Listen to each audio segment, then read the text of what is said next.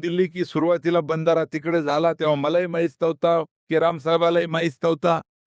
आणि मग अचानक बापूची भेट झाली आणि बापू सांगायला लागले, की इथे अंघोळ करणारे लोक येतात. मग मी आणि केराम साहेब दोघे जण विचार करायला लागले, की आता हा बंधारा तिकडून इकडे शिफ्ट कसा करायचा. अनेक बैठका झाल्या. मग शेवटी हा निर्णय झाला, की हा बंधारा जलसंपदाने बांधायचा की मृदसंधारणाने बांधायचा. मग विखे पाटील साहेबा जेव्हा आम्ही ही बाब लक्षात आणली आणि आमचे सहकारी ज्येष्ठ मंत्री राधाकृष्ण विखे पाटील आज येणार होते. पण आता गुढीपाडव्यामुळे ते येऊ शकले नाही, परंतु त्यांनी शब्द दिलेला आहे, की ज्यावेळेस हा बंधारा लवकर पूर्ण होईल, तेव्हा पुढच्या कार्यक्रमाला जलपूजन करायसाठी मात्र ते उपस्थित राहणार आहे. खरं तर हा बंधारा जवळपास माझ्या माहितीनुसार 9-9.5 कोटी रुपयाचा मंजूर झालेला आहे. टेंडर निघालेला आहे. बापूच्या हाताने या ठिकाणी आता भूमिपूजन झालेलं आहे. वर्षभराच्या आतमध्ये हा बंधारा होईल, असा शासनाचा मंत्री म्हणून आपल्या सर्वांना मी खात्री आणि विश्वास या ठिकाणी देतो. आणि यासोबत दीक्षागुरु आमचे प्रेमसिंगजी महाराज यांचं मनापासून शासनाचा प्रतिनिधी म्हणून मी या ठिकाणी त्यांचं ऋण आणि आभार व्यक्त करतो. कारण विकास कामाची अपेक्षा सर्वांनाच असते. परंतु विकास कामासाठी मात्र जमीन द्यायला मागं पुढं पाहतात सर्वच जण. परंतु प्रेमसिंग महाराजांनी ही त्यांची स्वतःची जागा मला वाटते जेव्हा पायऱ्या बनवतानाही दिली, दान दिली आणि आता सुद्धा वेगवेगळ्या विकास कामासाठी या ठिकाणी त्यांनी शासनाला ही जागा हमीपत्र या ठिकाणी दिलेलं आहे आणि म्हणून त्यांचं मी शासनाचा प्रतिनिधी म्हणून ऋणी आहे. बंधारा होईल. आपल्या सर्वांना माहीत आहे की माऊर देवीच्या दर्शनासाठी किंवा दत्त शिखरासाठी आमचे श्याम महाराज भारती या ठिकाणी आहेत गुरुवर्य. अनेक भाविक भक्त आणि या ठिकाणी येत असतात. खरं तर अंघोळ मी पाहिलेलं आहे, कारण माझी सुद्धा आता सासरवाडी असल्यामुळे इकडे मी जातच असतो, येतच असतो. अनेक नातेवाईक सर्व किनवट तालुक्यामध्ये आहे, माऊळ तालुक्यामध्ये आहे. अनेक लोक जेव्हा दिसतात या नदीपात्रामध्ये, पैनगंगा नदीमध्ये अंघोळ करायला, तर फार गरज होती. एक सुंदर बंधारा बांधण्याचा या ठिकाणी प्रयत्न शासनाच्या वतीनं होणार आहे. आज बोलण्यापेक्षा करून दाखवणं, अशा पद्धतीचा जोर आमच्या सरकारचा आहे. देश पातळीवरचं सरकार काय काम करत आहे हे मी सांगणार नाही.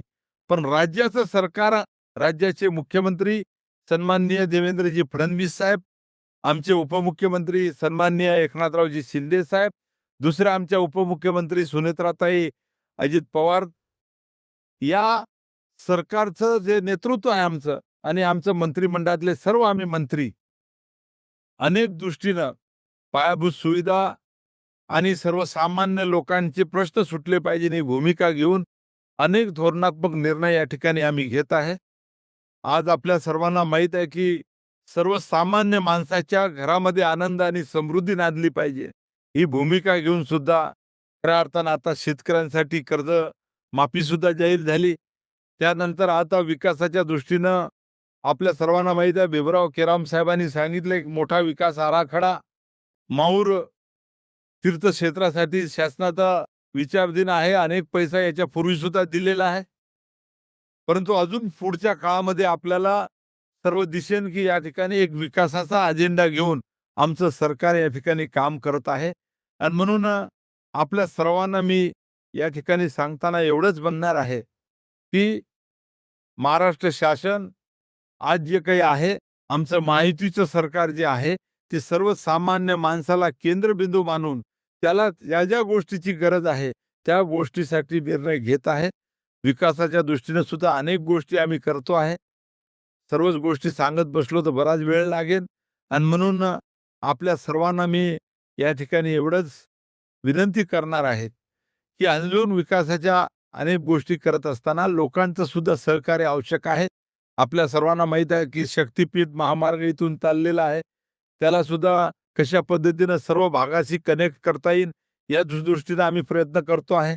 अनेक शेतकऱ्यांचा पाठिंबा आहे, अनेक शेतकरी विरोध करत आहे. मग या ठिकाणी विरोध करताना शेतकऱ्याचं सुद्धा नुकसान झालं नाही पाहिजे ही भूमिका आमच्या राज्याच्या मुख्यमंत्र्यांची आणि आमच्या सरकारची आहे. यासोबत अनेक बंधारे जेव्हा आम्ही बांधतो त्या बंधाऱ्याच्या संदर्भात सुद्धा मोठ्या धरणासाठी मधल्या काळात विरोध झाला, अजूनही चालूच आहे.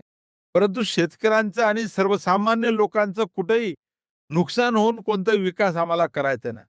आणि म्हणून आज आपल्याला सर्वांना मला सांगताना हे मुद्दा म्हणून सांगायचं आहे, की आज जलसंधारण विभागाच्या वतीनं महाराष्ट्रामध्ये ज्या पद्धतीनं जलसंधारण विभाग आणि जलसंपदा विभाग पडणाऱ्या पावसाला कसं थांबवता येईल, कसं जलसंधारण करता येईल, कसं पाणी थांबवून लोकांना त्याचं सिंचन आणि इतर दृष्टीनं फायदा देता येईल, या दृष्टीनं ज्या पद्धतीनं रोड मॅप माननीय मुख्यमंत्र्यांनी बनवलेला आहे, हजारो कोटी रुपये येणाऱ्या काळामध्ये शासनाची गुंतवणूक या ठिकाणी राहणार आहे.